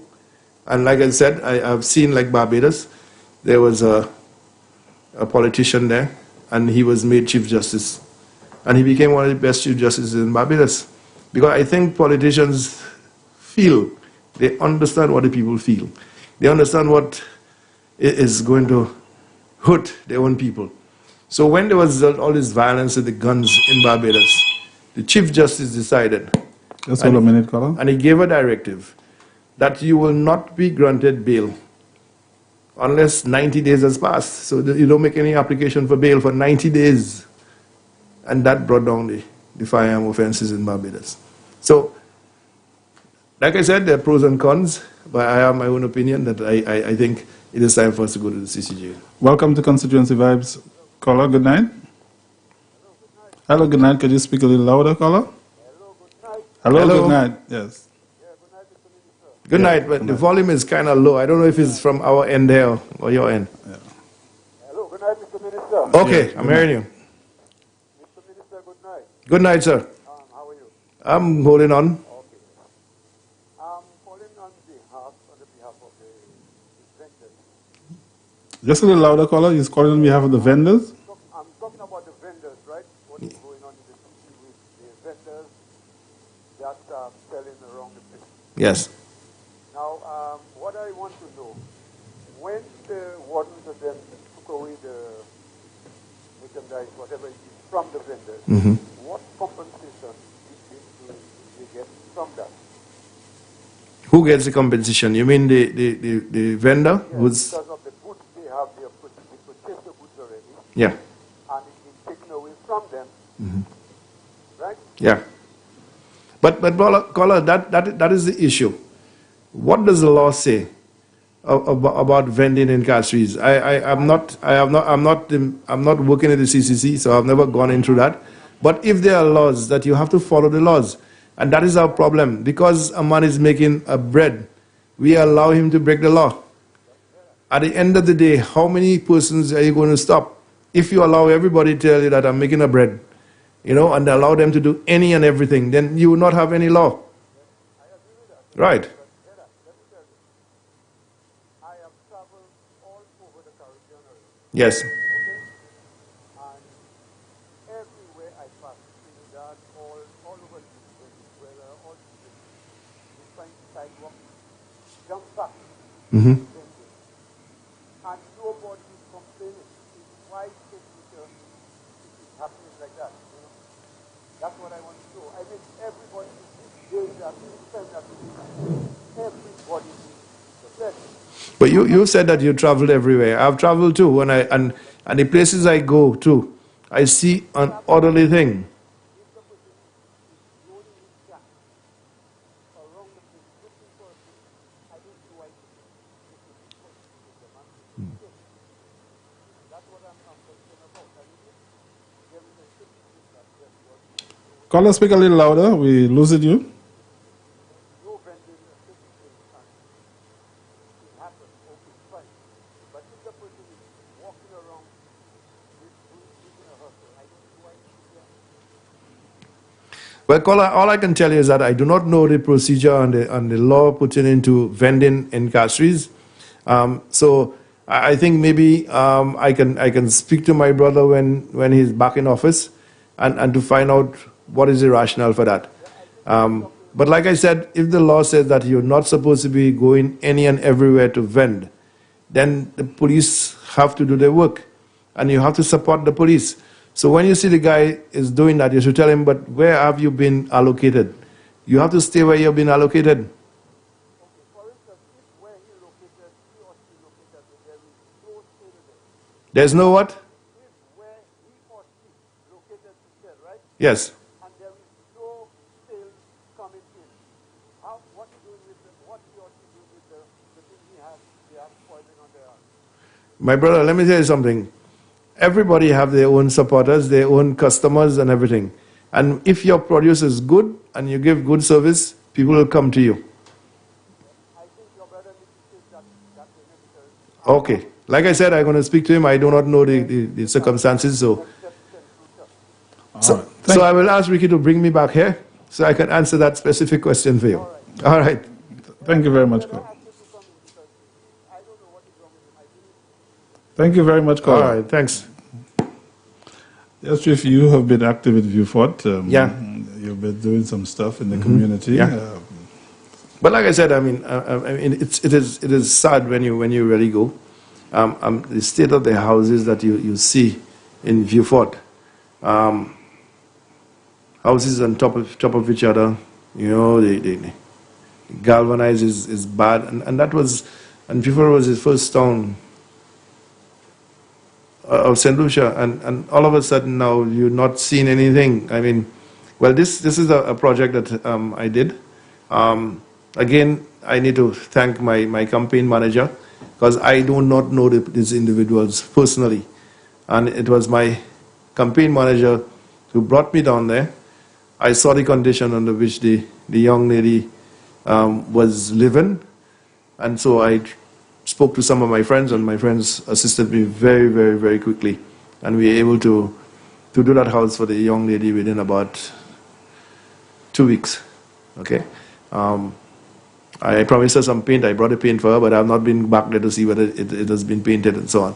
But that is me. I just did it, and I'm not looking for anything from her. So you would not see me every time I'm looking for her. I'll be going and trouble her. I have not been there, I guess, for a whole month, and so on, because I felt a joy in seeing just the reflection on her face when she saw the house being put up. Good night, caller. Welcome to Constituency Vibes. Hi, good Hello. evening. Could you speak a little louder, caller, please? What was the rationale for removing Mr. Pondicherry? Just maybe a couple of months before he actually go on retirement, and putting him as advice, and as I heard the Prime Minister, putting him in advisor To the Prime Minister. guiding and constructing the police and all sorts of things. But wasn't that what he was supposed to be doing as police commissioner? I didn't get that last part of your question. I mean, this is unfair, because the gentleman became the police commissioner in April, I think, 2016. I mean, the gentleman was sentenced twice on extensive vacation. He comes back. He's just very diplomatic in his ways. He does his own very well. And then I listened to him and Mr. Daisy on one time, but the pastor of the site and was because And then Mr. Daisy was said he was supposed to be retired before Mr. Mosheri, which was in December. So I cannot understand how Mr. Daisy retired. He's pulled back to be the thing, and Mr. doesn't give Mr. Mosheri the dignity of serving his time, the finishing his time. You know how he can really say as you can. I cannot know how I put it. You didn't give him a chance to really do his work. He wasn't given that chance to show the public what he can do because that gentleman comes, is set back and look at him from himself, and now you're taking him in. You mean this Okay. All right. I think I get the gist of your question. Allow the minister to respond. And you ought to go back into 2016 when we came in. Mr. Mosheri was on a 6 months probation by the previous government. This government decided to confirm him in the position. So there's no ill feeling or any problem with Mr. Mosheri. And Mr. Mosheri himself will tell you that I was instrumental in his development as a police officer. And so there's no bad blood between Mr. Mosheri and myself. At the end of the day. I am not saying you. I'm saying a very diplomatic man. You seem to be a man that have a very humble and things. So you will never say anything. But from the person looking on the outside, seeing a gentleman that works so well, carries himself well, he works along very well. To see that take somebody that has already retired and bring him back, and not even giving him the dignity of finishing his time as a police commissioner, just assigning him to a to me, this is disrespectful. People, well, if you say that, I would like to be disrespected like Mr. Mosheri, because Mr. Mosheri is now at grade 21, and he was at grade 20 when he was Commissioner of Police. So it's a promotion for Mr. Mosheri. And like the Prime Minister said, that Mr. Mosheri is going to be working directly with him so that he can advise him on some issues with the police. There's no succession planning in the police force presently. But I'm trying to explain. Caller, could you allow the minister to finish? And will you listen to the radio, caller? I can listen. Okay, thank you very much, caller. So he's now been given an additional position to be able to deal with the succession planning that the police force really needs. Mr. Mosheri and myself worked very well. We have no issues whatsoever. And if I had an issue with Mr. Mosheri, then I would have expressed it to the Prime Minister. So I think that presently we are trying to look at the police force as it is. And I made a statement some time ago, and persons took umbrage to it. But I have been a police officer, and during my time there was some sort of structure to what was happening in the police force. So before you were elevated to the rank of Deputy Commissioner or Commissioner of Police, you would have had to serve as one of the divisional officers.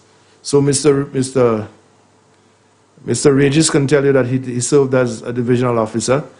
I served as a divisional officer, Mr. Nelson, Mr. Phillips, and you can go way back, and all that was being done. You were given sorts of training to be able to become Commissioner of Police. That has not happened. Not only COVID has pushed us back, but the lay law has hampered the police force in getting some of the training that it needs for its senior officers. Earlier, when I was given my preamble about myself, I told you about a number of courses that I did. I did the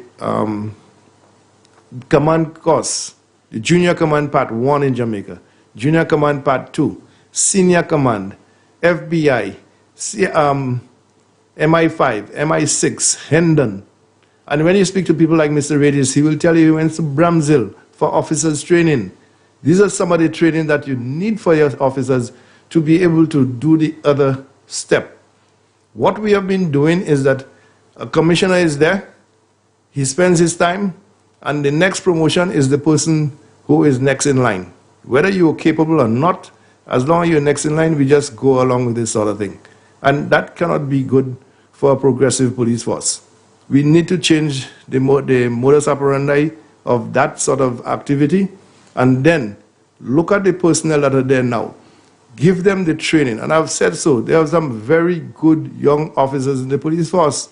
There's Dr. Mashama Sealy. There's Elvis There is a number of persons in there that with the proper training, that they can become excellent commissioners of police. And so that Mr. Mosheri now is going to be looking at that. And so maybe after he's finished his tenure, he can say, I made this person commissioner of police because of the sort of things that I advised the Prime Minister to do. Kind of structure. So structure. So I think Mr. Mosheri has a very important job to play, part to play where he is. And I look forward to working with him and seeing that maybe before the two of us would leave, that we can see that there is a structure to the police force. And that's critical to the reformation of the police force. You're on to Constituency Vibes. Our number is 456-0931, 93.1 FM, and 115 on Flow through GDV TV. So feel free to call in. And we are here discussing, and my guest tonight, Senator the Honorable Herman Francis, Minister for National Security and Justice. And so, Minister, you were talking about some of the issues. And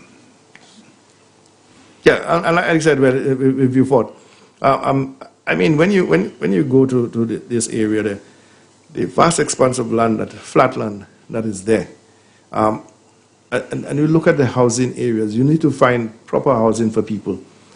There might be people that will not be able to build a house for $100,000. Okay? They cannot do it.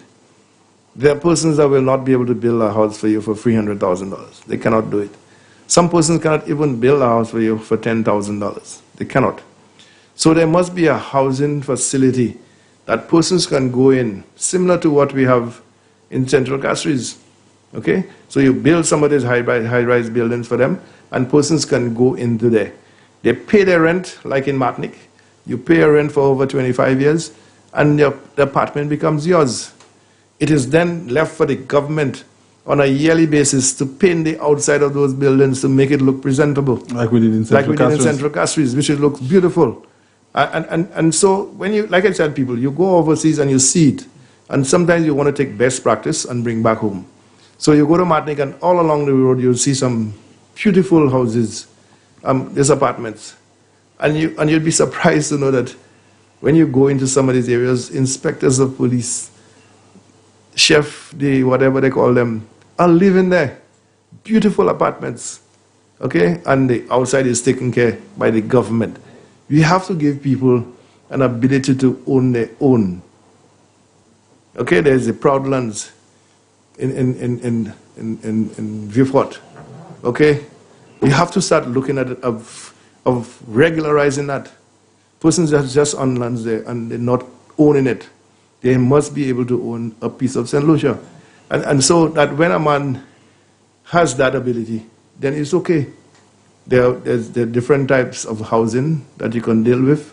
A young man and just got married, he wants to live, you have the condominiums. So you have less space, 4 apartments, with all the amenities in each of them, and that person can say, well, okay, to build that condominium, it costs $400,000.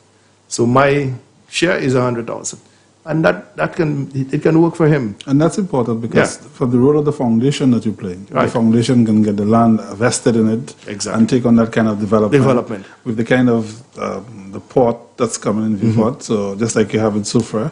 So that is a critical tool to be able to transform Vieux-Fort. Indeed. It is. Caller, good night. Welcome to Constituency Vibes. Good evening, gentlemen. Good evening, sir. Mr. Minister. Yes, sir. Good evening, sir. Mr. Minister, being an ex-police officer yourself who has served our country very well, and particularly in the police department, where would you classify police patrol? Would you say that police patrol would help significantly in the reduction of crime? I think I recognize that voice. But I agree with you. And that is what it is. Sometimes we have lost the touch, and sometimes we try to invent new things that we did before, we have stopped doing it. And ask some older police officers, they will tell you that community policing now seems to be like a science. But for us, in the old days, our community thing was something that we took pleasure in.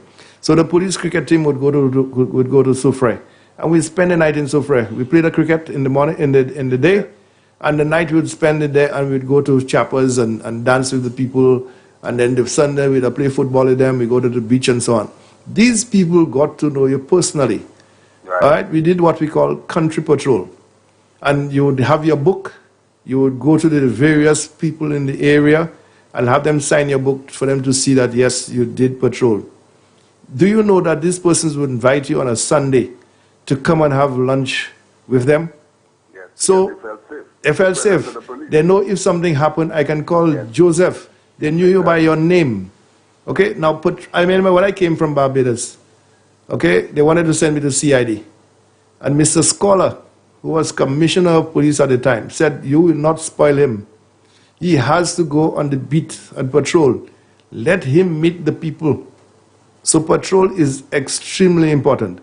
Any criminal who sees a police officer around the area will refrain from doing anything, no matter how bad you think they are. As long as they see police, they will move. Okay, so patrol is very, very, very, very important. I have told people sometimes, you don't even have to build a police station, because a police station is just a fixture. And the police officers will go and sometimes will sit in there and not move. So you design an area as a police area. So a motorcycle starts from the bottom of the Badlin and comes straight down to the junction of the valley where we're now building the roundabout. And they crisscross.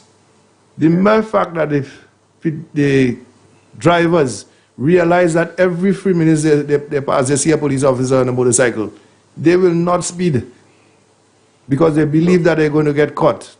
Yeah. So I agree with you. We have to do the patrolling. Sorry. Is there any plans for your ministry to have discussions with the commissioner in regards to beefing up police patrol? I will hang up and I will listen to you on the radio. Thank you, sir. All right. Thank you, Carl. I will. I've been doing that all the time. And sometimes you get a little pushback. And they will tell you, well, you don't have this and they don't have that. But I see a lot happening in the city. I see a lot of patrol. What I've told them is that at the end of the day, bring your issues to the minister. The minister will bring it to the prime minister. And then the prime minister, and this prime minister is very pragmatic. You want more vehicles? He will ask you why you want more vehicles. What are you going to do with these vehicles? Do you want four double cabs? Why double cabs? Or not maybe an electric vehicle or diesel or anything. He wants to know why you want this. The rationale and so on. And at the end of the day, as long as you can justify it. And we do it all the time. This is the first Minister of Finance who brings every PS of a ministry before budget to justify the budget. So if you want a certain amount of things, you want this, you want that. So when we came to the police the first time, and the police asked for radios, the Prime Minister said, but you mean to tell me the police don't have radios? And we said, no, sir. He said, that's a non-issue. Give them the radios. So they got the radios. You go to him, you ask him, you tell him, well, you need motorcycles, especially we were doing our 41st Independence Parade. We didn't have motorcycles. And so all he did, he bought motorcycles for them. So as long as you can justify it, he's going to give it to you. Good night, caller. Welcome to Constituency Vibes. Right, Sir Topologist, the Minister. Yes, sir. How could I get in touch with you? With me? Yeah. All right. You don't have to give me the number. Do Champagne have your number? Yes, Champagne has it. Can he give it to me? Yes, he can give it to you. Okay. You're a friend. You're a friend. Okay. All right. All right. Thank you very much, caller. So that is it. And don't think that ministers don't fight with the Prime Minister for things, you know. For resources, I know. For resources, you know, but we have to justify the resources. And so when we are renovating the Sufre police station, we were able to do a certain distance, but luckily the foundation is there. And again, I want to thank the mayor and the members of the foundation. They assisted. As a board member, I'll take on behalf of the board and staff of the foundation. No problem. Good evening. Welcome to Constituency Vibes. Hello, caller. Could you speak a little louder? Yeah, we can hear you better now. Let me tell you, I just want to wish Mr.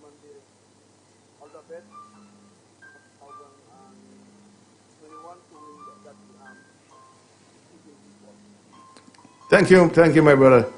Like I said, it's about the people in Vieux-Fort, and if the people have made up their mind that they want change, they want to see development like what Soufre and Grosile and Ancillary and Babono, Central Castries, everywhere that is represented by a UWP candidate, you can see the work. And so Vieux-Fort needs to get a candidate in there that they can take care of Vieux-Fort. And not just Vieux-Fort South, we want both Vieux-Forts, Vieux-Fort North and Vieux-Fort South. And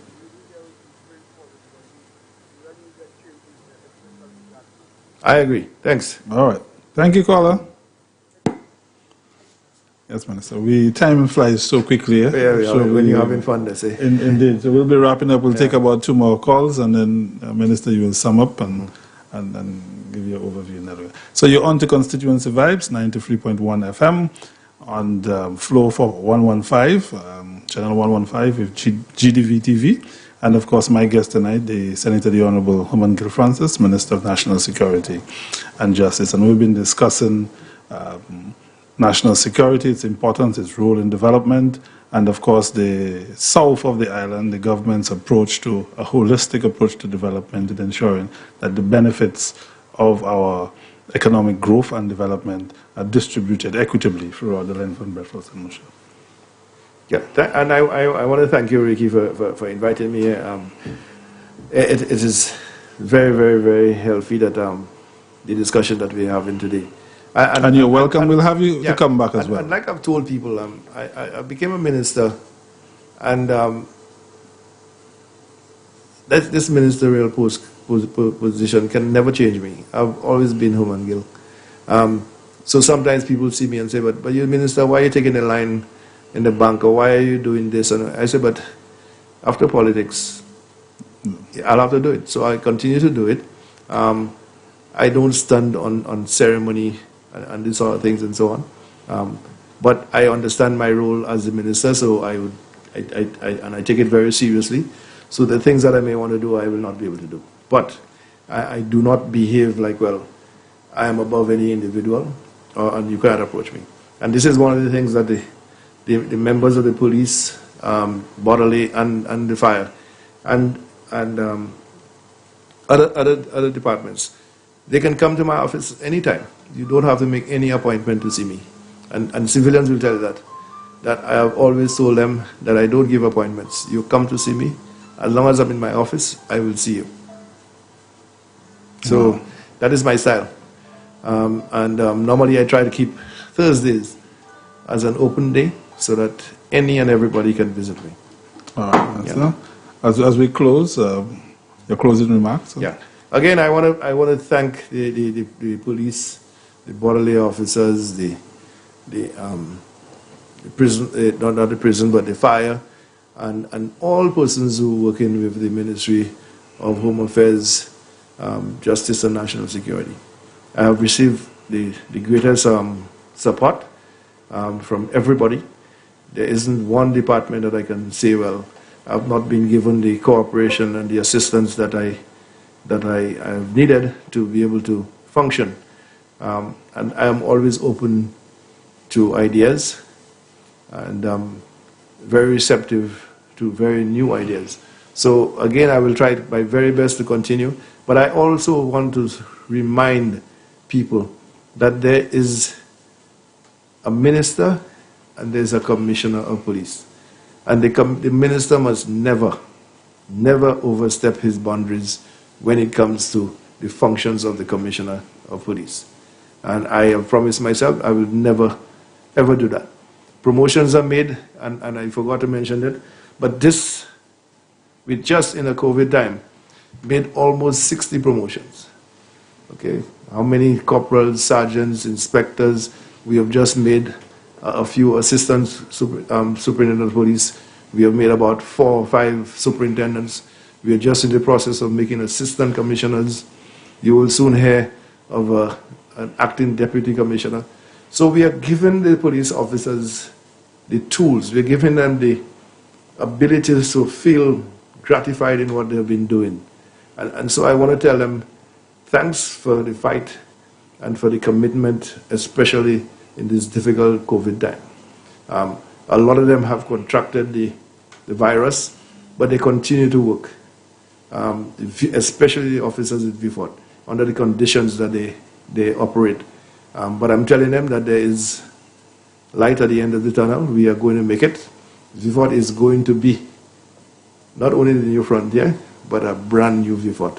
And so I want to ask the people of VFOT to not just say, well, that I am Labour or I'm UWP. No. Let's look at a new vision for VFOT.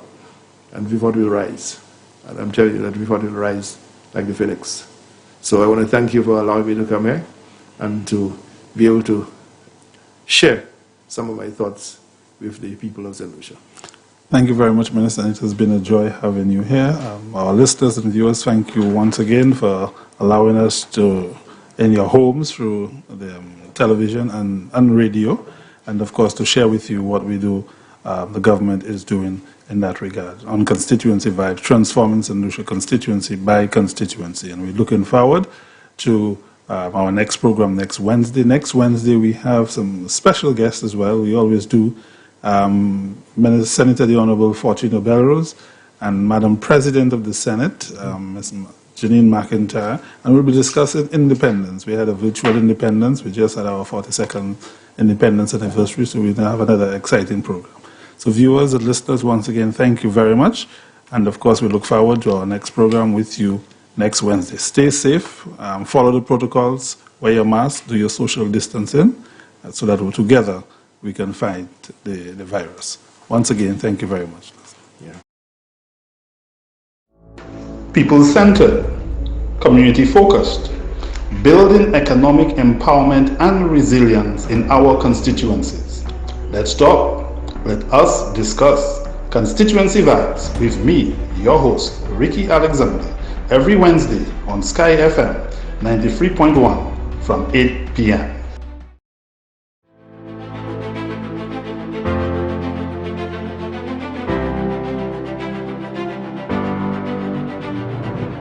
My mother sent us back. It was out of his breakfast to give us something. Still good.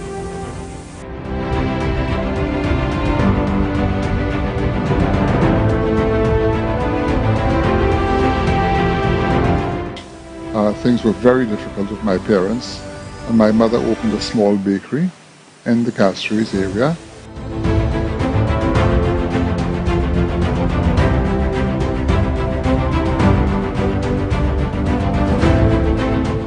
Because my father do everything he could do for me, not for himself, for me, personal. And from there, when I see my mother, I just sit and I just remember my mother and my father every day, how they take it so hard to bring us up. And I seen from today there, I have two disabled children from mother. The mother asks for freedom, and they don't want that freedom, you know.